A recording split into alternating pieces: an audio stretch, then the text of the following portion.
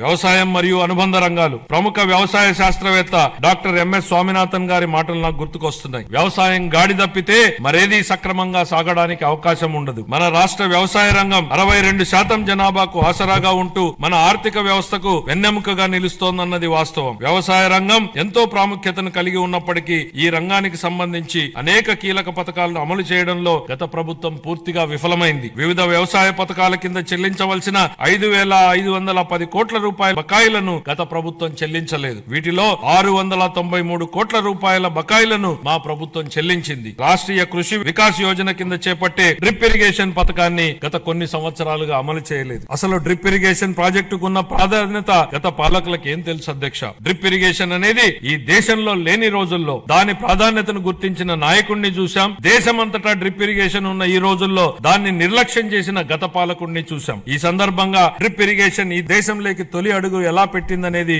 ఈ తరానికి తెలియజెప్పాల్సింది అధ్యక్ష. డ్రిప్ ఇరిగేషన్ గురించి ఎవరూ ఆలోచన చేయని 90వ దశకంలో ఇజ్రాయెల్ టెక్నాలజీని రాష్ట్రానికి తేవాలన్నారు చంద్రబాబు నాయుడు గారు. అధ్యయనానికి ఇజ్రాయెల్ కి వెళ్లిన కమిటీలో నేను సభ్యుడిగా ఉన్నాను అధ్యక్ష. 3 ఐఏఎస్ అధికారులను నన్ను సభ్యుడిగా ఆ కమిటీలో నియమించారు. నాటి ఉమ్మడి రాష్ట్ర ముఖ్యమంత్రి చంద్రబాబు గారి సూచనల మేరకు దాన్ని అధ్యయనం చేసి అందించిన నివేదిక ఆధారంగా దేశంలోనే తొలిసారిగా ఉమ్మడి రాష్ట్రంలో డ్రిప్ ఇరిగేషన్ పైలట్ ప్రాజెక్ట్ ప్రారంభించారు. దీనిపై నాటి కాంగ్రెస్ పార్టీ అవహేళన చేసింది. ఆ తర్వాత డ్రిప్ ఇరిగేషన్ పై జాతీయ స్థాయిలో వేసిన టాస్క్ ఫోర్స్ కు ఆయనే నేతృత్వం వహించారు. ఇవాళ డ్రిప్ లేని రాష్ట్రం లేదు, డ్రిప్ లేని పొలం లేదు. What Chandrababu Naidu thinks today the nation thinks tomorrow అనడానికి ఇంతకన్నా ఏం నిదర్శనం కావాలని అడుగుతున్నా అధ్యక్ష. ఇలాంటి డ్రిప్ ఇరిగేషన్ ను గత ప్రభుత్వం పూర్తిగా నిర్లక్ష్యం చేసింది. కేంద్ర ప్రభుత్వం డ్రిప్ ఇరిగేషన్ పథకం కోసం విడుదల చేసిన 616 కోట్ల రూపాయలను దారి మళ్లించింది. మా ప్రభుత్వం ఏర్పడిన తర్వాత డ్రిప్ ఇరిగేషన్ కోసం 176 కోట్లను విడుదల చేసి అదనంగా 85,000 హెక్టార్లను డ్రిప్ ఇరిగేషన్ కింద తీసుకురావడానికి మా ప్రభుత్వం అనుమతులిచ్చింది.